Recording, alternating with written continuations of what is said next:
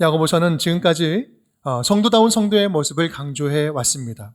먼저는 하나님과의 관계에 대한 태도를 말했고요. 지난 시간에는 이 사람들과의 관계에 있어서 성도가 마땅히 품어야 할 태도들, 비방하는 태도가 아니라 서로 사랑하는 태도를 품어야 될 것 강조했습니다. 오늘은 거기에 이어서 세상을 향해서, 그렇다면 성도는 세상을 향해서는 어떠한 태도로 자세로 살아가야 할 것인가 라는 것을 말씀합니다. 이 말씀의 핵심을 결론부터 말씀드리자면요, 불완전한 세상을 살면서 흔적도 없이 사라져버리는 그런 헛된 것 붙잡지 말고 결코 사라지지 않는 하나님 안에 있는 영원한 가치, 영원히 사라지지 않는 그것을 붙잡고 살자라는 말씀입니다. 설교 끝! 박수도 치시네. 얼굴이 환해지시는 분들이 계세요. 그래도 시간이 좀 남았으니까 그렇게 살아야 할 이유에 대해서 성경은 뭐라고 하는지 함께 살펴보도록 하겠습니다. 오늘 말씀은 어떤 행동에 대한 지침이라기보다는요, 우리 인간의 존재에 대한 질문을 던지는 거예요. 너희의 생명이 무엇이냐? 생명이 어떤 의미가 있는 거냐? 너는 지금 뭐 하냐? 뭐 하면서 사냐? 넌 어떤 것을 소유하면서 살아가고 있느냐? 넌 지금 어디에 살고 있느냐? 이런 질문이 아니라 너는 어떤 존재냐? 너의 생명은 어떤 생명의 실체가 뭐냐? 이 존재에 대한 질문을 던지는 거예요. 그리고 곧 바로 또 자문자답을 합니다. 너희의 생명은 안개와 같은 것이다. 너희는 안개 같은 존재다. 우리 생명이 안개 같다는 이유는요, 우리에게 분명한 비유는 분명한 메시지를 줍니다. 아주 불확실한 존재라는 거죠. 안개의 특징은 뭐예요? 희미하다는 거예요. 뭐 있는 것 같은데 없고, 없는 것 같은데 있어요. 잡히는 것 같지만 잡히지도 않고, 분명히 존재한데 선명히 보이지가 않아요. 확실한 것이 하나도 없어요. 그래서 14절은 이렇게 이야기하고 있죠. 내일 일을 너희가 알지 못하는도다. 너희 생명이 무엇이냐? 너희는 잠깐 보이다가 없어지는 안개니라. 우리는 뭔가 대단한 것을 할 수 있는 것처럼 생각하고 그런 자신감이 막 있는데, 그것처럼 말해도요, 어떤 일이 일어날지 다 아는 것처럼 이야기를 해도 사실 우리는 하루 앞도 알지 못하는 존재다. 아니, 하루가 뭐예요? 5분 뒤에도 10분 뒤에도 무슨 일이 일어날지 모르는, 아무것도 모르는 존재예요. 불확실한 존재죠. 또 안개 같다는 것은요, 금방 사라지는 유한한 존재다. 이 한계를 지닌 존재라는 말씀이죠. 아침 안개가 꽉 꼈다가도, 가득하다가도 해가 들기 시작하면 어떻게 돼요? 쉽게 그냥 금방 사라져 버립니다. 이 땅의 모든 인생이 다 똑같다. 그렇게 사라지는 것이다. 100% 반드시 다, 모두 우리는 다 죽는다는 의미에서 우리 모두는 다 시한부 인생입니다.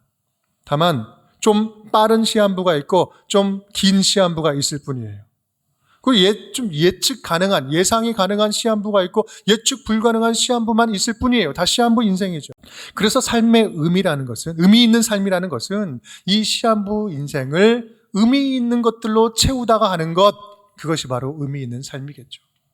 그런데 문제는 그렇게 유한한 인간이 불확실하고 이 짧은 이 세상을 살면서 헛된 것을 찾고 헛된 것을 붙잡고 살아가다가 흔적도 없이 사라져버린다. 이것이 문제라는 거예요. 들으라, 너희 중에 말하기를, 오늘 말씀 보면 들으라 너희 중에 말하기를, 이러쿵저러쿵 너희들이 여러 계획들 세우고 어디 도시 가서 돈 벌 생각도 하고 1년 뒤에 뭐 많은 부자가 될 거라고 생각도 하고 성공을 꿈꾸면서 살아가는데 그것들은 결국 흔적도 없이 사라지는 일 아니냐? 그렇다면 너희 얼마나 허망한 인생 사는 것이냐? 그런데 가만 보니까 우리 믿는 자들 중에서도 그런 자들이 있구나. 아니, 영생을 얻은 자가, 영생을 얻었다고 하는 하나님의 자녀들이 영원한 것을 붙잡지 않고 이 세상에 다 사라져버릴 것들을, 헛된 것을 추구하면서 살아가고 있구나. 이게 말이 되는 일이냐? 형제들아, 잊지 말아라. 새 생명을 얻은 하나님의 자녀들은 영원하지 않은 이 세상에서 영원한 것 붙잡고 살아가는 자들이다. 그것이 오늘 주는 말씀이에요. 여러분은 혹시 하나님의 자녀로서 하나님 보시기에 좀 어리석은 방법으로 세상을 살고 있지는 않은지요? 오늘 야고보서는요, 그렇게 어리석은 방법으로 살아가는 모습 3가지를 지적하고 있습니다. 우리 함께 따라해 보겠습니다. 하나님 상관없이 계획을 세우는 것입니다. 하나님 상관없이 계획을 세우는 것입니다. 하나님 상관없이 계획 세우는 거예요. 우리 13절 말씀 우리 함께 읽어볼게요. 들으라, 너희 중에 말하기를 오늘이나 내일이나 우리가 어떤 도시에 가서 거기서 1년을 머물며 장사하여 이익을 보리라 하는 자들아. 지금 사람들이요, 어떻게 하고 있어요? 야심차게 인생 계획을 세우고 있어요. 사업 계획을 세우고 있습니다. 주변에 보면 가끔 이렇게 돈이 보이는 사람들이 있어요. 돈이 흐름이 보인대요. 어디다 투자하면 돈을 벌 수 있고, 뭐를 하면 돈 벌 수 있고, 이게 막 보인다는 거죠. 근데 보일 뿐만 아니라 그것을 또 벌 능력도 있어. 그리고 사업 수완도 있어. 참 그런 분들 보면 신비합니다. 신기하죠. 저도 그런 능력이 있고 싶은데 저는 거리가 좀 약간 멀어요. 어찌됐든 지금 오늘 본문 이야기하는 이 표현에는 이런 뉘앙스가 담겨져 있습니다. 자기 확신. 자기 확신이 있어요. 나는 가면 무조건 번다. 나는 하면 무조건 된다. 나는 사업 수완도 있고 능력도 있고 실력도 있고 경험도 있고 나는 가면 1년 당연히 살 거고 돈 벌면 사업하면 무조건 성공할 거다. 하나님이 굳이 개입하지 않으셔도 나는 충분히 내가 가지고 있는 능력으로 성공할 수 있다. 하나님이 간섭하시면 조금 곤란해진다. 약간 거추장스러워지기도 하고 솔직히. 그러니 하나님은 주일날 그 교회 안에 편하게 계시고요. 세상 일은 내가 전문이니까 나에게 그냥 내버려두고 맡겨주십시오. 내가 돈 많이 벌고 잘 벌어서 헌금 많이 하겠습니다. 이러한 자세로 살아간다는 거예요. 여러분 13절 여기 이 표현은요. 내 마음대로 먹고 내 마음대로 마시고 내 마음대로 살고 내 마음대로 계획하고 내 마음대로 지낸다. 이것을 이야기하고 있는 것입니다. 지금 그것을 지적하고 있는 거예요. 여러분 여기서 이 지점에서 우리 오해하면 안 됩니다. 우리 크리스찬들은 그럼 계획하지 말아야 되겠다. 뭐 계획을 철저하게 세우지 말라는 이야기가 절대 아닙니다. 그 계획, 그 사업 계획, 인생 계획에 하나님이 무엇을 원하시는지, 하나님이 무엇을 기뻐하시는지 전혀 안중에 없어요. 하나님의 뜻이 전혀 개입되지 않고도 아무런 문제 없다는 그 생각이 문제라는 거예요. 그래서 성경은 신구약을 막론하고 인간의 유한성과 불확실성에 대해서 끊임없이 계속해서 강조하고 이야기를 해줍니다. 그리고 우리는 영원을 붙잡아야만 하는 존재다라는 것을 알려주죠. 우리 잠언 27장 이렇게 이야기합니다. 함께 읽을게요. 너는 내일 일을 자랑하지 말라. 하루 동안에 무슨 일이 일어나는지 네가 알 수 없음이니라. 누가복음 12장입니다. 밑줄 친 부분 함께 읽겠습니다. 어리석은 자여 오늘 밤에 네 영혼을 도로 찾으리니 그러면 네 준비한 것이 누구의 것이 되겠느냐? 누구의 것이 되겠느냐? 지금 상황이 어떤 상황이냐면 부자가 있어요. 그래서 소출이 너무나 많아 자기 창고를 들여서 차곡차곡 다 쌓아놓고 올려서 내가 평생을 떵떵거리면서 살겠다 이렇게 이야기할 때 하나님이 물어보시는 거예요. 내가 오늘 밤 네 영혼을 도로 찾을 때 네가 쌓은 것이 무슨 소용이 있겠느냐? 영원하지 않은 것에 이 세상의 헛된 것에 내 인생을 투자하는 것처럼 어리석은 것이 어디 있느냐? 여러분 어리석은 인생 첫 번째 뭐예요? 하나님 없이 계획 세우는 것입니다. 두 번째입니다. 우리 함께 따라하겠습니다. 허탄한 자랑을 하는 것입니다. 허탄한 자랑을 하는 것입니다. 16절 말씀 다 함께 읽을게요. 이제도 너희가 허탄한 자랑을 하니 그러한 자랑은 다 악한 것이라. 아멘. 세상은요, 우리가 사는 세상은 한없이 불확실하고 불안전한데 그것이 전부인 줄 알고 현혹돼서 막 붙잡아요. 그리고 그것을 누려요. 그러면서 내가 잘 살고 있다고 착각해. 그럴 뿐만 아니라 가서 막 그것을 자랑해요. 세상에 없어질 것들을 막 자랑합니다. 여러분, 혹시 주님하고 하나님과 전혀 상관없는 일인데 일이 너무나 술술 잘 풀리고 승승장구하고 있지는 않습니까? 아니, 하나님이 싫어하시는 일이나 아니, 이 방법은 분명히 하나님이 느낌상 싫어하실 것 같은데 별 큰 문제가 없이 지금 사업을 성공하고 있습니까? 뭔가 잘 되고 있습니까? 편법, 탈법, 착취와 속임수와 불로소득 하고 있는데 지금 돈이 잘 벌고 있습니까? 여러분 그런 일이 있다면 그렇다면 그것은 자랑거리도 아닐 뿐만 아니라 지금 그 성공적인 사업은 당장 문을 닫아야 됩니다. 멈춰야 되는 거예요. 여러분 적어도 성도는요 그런 분별력은 가지고 있어야 합니다. 하나님이 기뻐하실 일인가 아니면 하나님이 싫어하시는 일인가 기뻐하지 않은 일인가는 분명히 구별할 수 있어야 돼요. 이 세상에는 영원한 것이 있고 영원하지 않은 것이 있습니다. 영원한 것과 영원하지 않은 것을 크리스천은 분별할 수 있어야 됩니다. 세상에는 영원히 흔적을 남기는 것도 있고요. 흔적도 없이 영원히 사라지는 것도 있어요. 여러분 우리는 세상에 젖어 살면 젖어 살수록 표피적인 즐거움에 빠져버리게 됩니다. 현혹돼요. 세속적인 찰나의 안정감과 만족감은 마약처럼 우리를 중독시켜서 헤어나오지 못하도록 만들죠. 얼마 전에 이 마약 중독으로 죽음 직전까지 갔던 한 래퍼가 믿음으로 회복되어서 기적처럼 믿음으로 회복된 그 간증을 이야기를 듣는데 이 마약 중독이 얼마나 심각한지 얼마나 무서운지 한 번 하면 그냥 넘어가는 두 번의 기회도 없고 한 번 하는 순간 그 후유증으로 견딜 수 없어서 완전히 매임당하는 돌아올 가능성이 제로에 가깝다는 거죠. 다행히 하나님의 능력이 더 커서 망정이죠. 세상의 헛된 자랑거리가 바로 그런 마약과 같아요. 당장은 큰 만족과 기쁨을 주면서 판단력을 흐려버리죠. 분명히 흔적도 없이 사라져버릴 일인데 영원한 것처럼 우리를 유혹합니다. 여러분, 지금 여러분이 추구하고 있는 것이 영원한 흔적을 남기는 일입니까? 아니면 흔적도 없이 사라져버릴 일입니까? 성경은요, 오직 하나님 안에 있는 것만 영원하다라고 말씀합니다. 오직 하나님만 영원하다고 말씀하세요. 이사야 40장 말씀 함께 읽겠습니다. 이르되 모든 육체는 풀이고 그의 모든 아름다움은 들의 꽃과 같으니 풀은 마르고 꽃은 시드나 우리 하나님의 말씀은 영원히 서리라 하라. 아멘. 우리 모든 인생은 다 사라지고 다 없어지고 세상은 다 유한하고 변질되고 없어지지만 우리 하나님의 말씀만은 영원히 서리라. 말씀이 육신이 되어 오신 우리 가운데 오신 예수 그리스도, 진리로 오신 예수 그리스도만이 우리에게 결코 사라지지 않는 영원한 흔적을 남기실 수 있다는 말씀이에요. 그래서 우리는 예수와 함께하는 삶만이 영원한 흔적을 남기는 삶이 될 수 있는 거예요.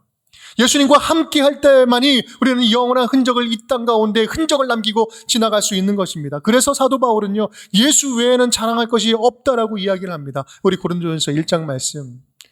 하나님께서 세상에 천한 것들과 멸시받는 것들과 없는 것들을 택하사 있는 것들을 폐하려 하시나니 다 함께 이는 아무 육체도 하나님 앞에서 자랑하지 못하게 하려 하심이라. 30절 너희는 하나님으로부터 나서 그리스도 예수 안에 있고 예수는 하나님으로부터 나와서 우리에게 지혜와 의로움과 거룩함과 구원함이 되셨으니 기록된 바 자랑하는 자는 주 안에서 자랑하라 함과 같게 하려 함이라. 아멘. 자랑하는 자는 주 안에서 자랑해라. 예수 그리스도 외에는 자랑거리가 없다는 것.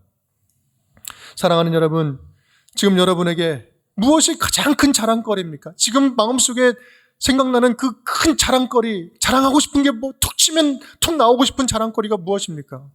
능력과 실적을 인정받는 거요? 안정적인 노후가 확보된 거요? 지금 자식이 아주 잘 나가고 있는 거요? 무엇이 여러분의 가장 큰 자랑거리입니까? 그것이 하나님 나라에서 영원한 것입니까? 간절히 바라기는 저와 여러분의 자랑거리가 이 세상 속에서 흔적도 없이 사라져버리는 것이 아니라 영원히 흔적을 남기는 일, 말씀대로 살아낸 그 흔적들이 우리들의 가장 큰 자랑거리가 될 수 있기를 주님의 이름으로 축복합니다. 세 번째입니다. 함께 따라하겠습니다. 선을 알고도 실천하지 않는 것입니다. 선을 알고도 실천하지 않는 것입니다. 17절 말씀 다 함께 읽겠습니다. 그러므로 사람이 선을 행할 줄 알고도 행하지 아니하면 죄니라. 선을 행할 줄 알고도 행하지 아니하면 죄니라. 야고보는 지금까지도 그랬지만 성도들이 적당히 난 크리스찬입니다 라고 구색만 맞추면서 살아가는 이 모습을 용납하지를 않습니다. 성도, 즉 하나님의 자녀는 적어도 선하는 것이 무엇인지, 하나님이 기뻐하시는 것이 무엇인지 아는 사람들이기 때문에 그래요. 아니, 알 뿐만 아니라 선을 행할 줄도 아는 사람들이에요. 그리고 선을 행하면서 살아야 되는 것을 또 당위성도 아는 사람들이에요. 그런데 그런 성도들이 선을 행해야 할 결정적인 순간이 올 때 안 한다는 거예요. 여러 가지 이유와 핑계를 대면서 마땅히 해야 할 일들을 피합니다. 안 하는 거예요. 그러면서 나의 신앙은 아무런 문제가 없는 신앙이라고 자부하는 거, 나는 예수 믿거든, 나 그래서 천국 갈 거거든, 아무런 문제 없다라고 이야기해요. 여러분, 근데 여기서 우리는 헷갈려서는 안 됩니다. 선한 것을 아는 것과 선을 행하는 것은 완전히 다른 이야기입니다. 선을 행할 줄 아는 능력이 있는 것과 실제로 선을 행하는 것은 완전히 다른 이야기예요. 야고보는 선을 행할 줄 알면서도 선을 실제로 실천하지 않는 것은 곧 죄다, 명백한 죄다라고 이야기를 합니다. 제가 성경을 잘 알지 못하던 그 시절에, 어린 시절에 우리 아버지로부터 받은 각인된 충고가 바로 이것이었습니다. 야, 이놈아, 할 줄 아는데 하지 않는 것도 하나님 앞에서는 죄야. 이 이야기를 들었어요. 나름 그때 굉장히 큰 충격적으로 각인이 됐어요. 어떤 사건인지 기억은 잘 나지 않지만 그때 제가 뭔가를 해야 되는데 마땅히 해야 할 일을 하지 않았던 것 같아요. 나중에 알고 보니까 야고보서 말씀 여기에 있더라고요. 선한 일을 할 수 있음에도 남에게 피해 주지 않고 괜히 귀찮으니까 그냥 묻어 사는 것도 괜찮지 뭐, 그렇게 아무 일 하지 않는 것, 그것도 죄가 될 수 있는 거구나. 여기에 대한 법적인 그 용어도 있어요. 직무유기죄 들어보셨나요? 직무유기죄. 마땅히 해야 할 것을 하지 않는 죄, 그 직무유기죄죠. 여러분, 크리스찬인 우리가 마땅히 할 수 있는 일을 하지 않을 때 하나님 보시기에는 그것도 죄다라고 이야기하고 있는 겁니다. 충분히 사랑할 수 있는데, 사랑으로 돌봐줄 수 있는데 적극적으로 나서지 않는 것, 정직하게 드러내야 할 때 조용히 침묵하는 것, 충분히 이해해 줄 수 있는데 상대의 마음을 좀 더 의도적으로 힘들게 하는 것, 적극적으로 격려하고 지지해 줄 수 있는데 귀찮다고 그냥 외면해 버리는 거, 진실을 분명히 알고 있으면서도 그냥 슬쩍 나에게 손해될지 모르니 모른 척 하는 거, 누구는 아신다고요? 하나님은 알고 계시는 거예요. 내가 알고 있는 그 사실을 알고 계시는 거예요. 내가 이런 상황에서 알고 있는데 하지 않는 그 상황도 주님께서는 알고 계시는 거예요. 그게 안타깝다라는 말씀이에요. 하나님은 아신다. 진실을 알면서도 알지 못하는 채 그냥 외면한 나의 모습, 그 모습도 죄가 될 수 있으니 그 찰나의 순간에 하나님이 기뻐하실 그 일을 주저하지 말고 행하자. 주저하지 말고 마땅히 선한 일을 행하며 선택하며 실천하며 살아가자. 사실 이 시대를 살아가는 한 자연인으로서, 더욱이 크리스찬으로서 이 험악해져가는 이 세상을 살면서 직무유기죄를 범하지 않기가 얼마나 힘듭니까? 얼마나 모른 체하고 넘어가고 싶은 이야기들이 얼마나 많아요. 가만히 있으면 손해보지 않을 텐데 왜 굳이 드러내서 손해를 보아야 될까? 위험에 처해질까? 속담에 이런 말도 있죠. 모난 돌이 정 맞는다. 튀지 말아라. 그러니 너는 묻어 살아라. 물에 물 탄 듯 술에 술 탄 듯 튀지 않고 나서는 것이 이 땅을 살아가는 참된 지혜다. 여러분, 이렇게 말하는 게 지금 강팍해져가는 이 세상의 처세술 아닙니까? 여러분, 그렇다고 해서 진리를 알면서도 모른 채하고 정직하게 살려고 하는 고민조차 하지 않고 사랑하기를 주저하면서 살아간다면 그것이 우리 성도들이 선택하며 살아가야 할 마땅한 성도의 방법입니까? 삶의 방식입니까? 상황에 따라서는 때로는 진리를 벗어날 수도 있다고, 손해보지 않으려면 진실은 잠시 접어두어도 괜찮다고 우리 자녀들에게 이 사실을 이것이 진리인 것처럼 가르쳐야 되겠습니까? 이것이 맞는 일입니까? 그렇게 말씀대로 사는 일에는 적당히 타협하면서 살면서 나는 믿음이 자라지 않는다고, 아무리 기도해도 하나님 응답해 주지 않는다고, 하나님은 나에게 늘 침묵하신다고, 하나님의 능력을 경험하지 못한다고 우리는 그렇게 말할 자격이 있을까요? 우리는 뜨뜻미지근한 그 우리의 믿음의 생활을 하나님께 책임을 전가하고 있는 건 아닙니까? 오늘 야고보는요, 우리에게 뭔가 대단한 일을 행할 것을 기대하지 않습니다. 그것을 요청하지 않아요. 크리스찬이면 크리스찬답게 살자라는 거예요. 크리스찬이면 크리스찬답게 하나님의 안에 있는 선한 것, 하나님이 기뻐하시는 것, 영원한 가치를 붙잡으면서 살아가자. 뭐 대단한 것이 아니라 하나님의 자녀면 자녀답게 하나님께 물어보고, 성도면 성도답게 하나님의 뜻을 분별하면서 힘들더라도 하나님 안에 있는 영원한 가치를, 그것을 소중하게 여기고 붙잡으면서 살아가자. 지금 이 말씀을 하고 있는 거예요. 아주 기본적인 이야기를 하고 있는 것입니다. 그래서 15절 마땅히 품어야 할 태도에 대해서 슬쩍 이렇게 말씀하고 넘어가잖아요. 함께 읽어볼까요? 너희가 도리어 말하기를 주의 뜻이면 우리가 살기도 하고 이것이나 저것을 하리라 할 것이거늘, 우리가 주님의 뜻이면 내가 살 것이고 주님의 뜻이면 이것저것 할 수 있을 것이다 라고 이렇게 말해야 하는데, 주님의 뜻과는 전혀 상관없이 묻지도 않고 간다는 이야기잖아요. 주님의 뜻이라면 모든 것이 이루어질 것이고 가능할 것이고, 그렇기 때문에 주님께 맡긴 내 인생은 가장 안전합니다. 주님께 내가 맡겼는데 그러니 내 인생은 가장 안전합니다. 이 신뢰를 말하는 겁니다. 성도라는 것은요, 불확실한 인생길에서 가장 분명한 확신을 가지고 살아가는 자들이 성도입니다. 성도는요, 100년도 못 되어 죽는 이 시한부 인생길에서 영원을 가슴에 품고 살아가는 자가 성도인 거예요. 왜 그렇습니까? 성도는 그 하나님 안에 있는 영원함에 자기 인생을 전부를 투자한 사람들이기 때문에 그렇습니다. 하나님께 맡겨진 인생만큼 확실히 영생을 보장받는 법이 어디 있겠습니까? 하나님께 맡겨진 계획만큼 확실한 천국을 보장받는 계획이 또 어디 있겠어요? 주님의 뜻이라면 내가 지금은 당장은 불안해도 내가 이겨낼 수 있겠습니다. 흔들리지 않을 수 있겠습니다. 주님의 뜻이라면. 주님의 뜻이라면 내가 지금 당장은 죽을 것처럼 힘들어도 내가 참을 가치가 있습니다. 주님의 뜻이기 때문에. 주님께서 허락하시면 지금 내리는 나의 이 결정은 지금 내 인생에 있어서 가장 의미 있는 결정이 될 줄 믿습니다. 주님의 뜻 안에 있는 자의 선포인 거예요. 서신서에 나타난 바울의 고백 9구절들이 그렇습니다. 고린도전서 4장 말씀. 우리 밑줄 친 부음을 진하게 크게 읽으면서 한번 읽어볼게요. 주께서 허락하시면 내가 너희에게 속히 나아가서 교만한 자들의 말이 아니라 오직 그 능력을 알아보겠으니 이제는 지나는 길에 너희 보기를 원하지 아니하노니 만일 주께서 허락하시면 얼마 동안 너희와 함께 머물기를 바랍니다.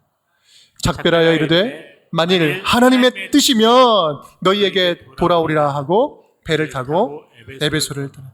바울의 모든 족절들 보면 야, 하나님의 뜻이라면, 만일 하나님께서 인도해 주신다면, 지금 이 결정이 하나님께서 기뻐하시는 뜻이라면 이것은 이루어질 것이고 내가 갈 것이고 모든 것을 행할 것이다. 사도 바울은요, 분명한 사명감을 가지고 확신을 가지고 사역을 해 나갔습니다. 그런데 그 확신은 결코 자기 확신이 아니었어요. 자기 스스로에 대한 확신이 아니라 내가 주님 안에 거하고 있다는 확신, 그리고 주님께서 나와 함께 하신다는 확신, 그 주님과 함께하는 그 확신을 가지고 있었던 것입니다. 이것은요, 주님께 인생을 완전히 맡긴 자만이 가질 수 있는 자유함과 확신이었습니다. 사랑하는 여러분, 여러분에게 있는 시간과 건강과 물질과 생명, 소중한 그것들을 어디에 투자하시겠습니까? 어디에 투자하시겠습니까? 흔적도 없이 사라져버릴 헛된 자랑거리를 여전히 바라보고 그것을 쫓아가시겠습니까? 예레미야 33장은 이렇게 이야기합니다. 이를 행하시는 여호와, 그것을 지어 성취하시는 여호와, 그 이름을 여호와라 하는 자가 이같이 이르노라. 너는 다 함께 너는 내게 부르짖으라. 내가 내게 응답하겠고 네가 알지 못하는 크고 은밀한 일을 내게 보이리라. 아멘. 오직 우리 아버지 하나님 안에만 영원함이 있습니다. 그 아버지 안에 전부가 있어요. 알파와 오메가가 있어요. 처음과 나중, 시작과 끝이 주님 안에 있는 거예요. 말씀이 육신이 되어 우리 가운데 오신 예수 그리스도와 함께 우리가 동행해 나갈 때 우리는 이 세상에서 영원한 가치를 발견할 수 있고 그 영원한 가치를 누리며 살아갈 수 있는 것입니다. 사랑하는 여러분, 오늘 예수님과 함께 영원한 그 무엇 하나 남기고 가는 날 하루가 될 수 있기를 간절히 바랍니다. 여러 흔적들을 남기고 갈 수 있고 흔적도 없이 사라지는 것에 매여 살 수 있는데 하루하루를 주님과 함께 영원한 그 무엇 하나 남기는 날이 된다면 그날이야말로 복된 날 아니겠습니까? 여러분, 바라기는 세상에 흔적도 없이 사라져버리는 그것에 우리의 마음을 두거나 우리의 인생을 투자하는 것이 아니라 영원한 변치 않는 하나님이 기뻐하시는 일에 우리 인생을 기쁨으로 투자할 수 있는 주의 자들이 될 수 있기를 간절히 바랍니다. 그럴 때 하나님께서 우리를 통해서 주의 나라를 아름답게 가꾸어 갈 줄 믿습니다.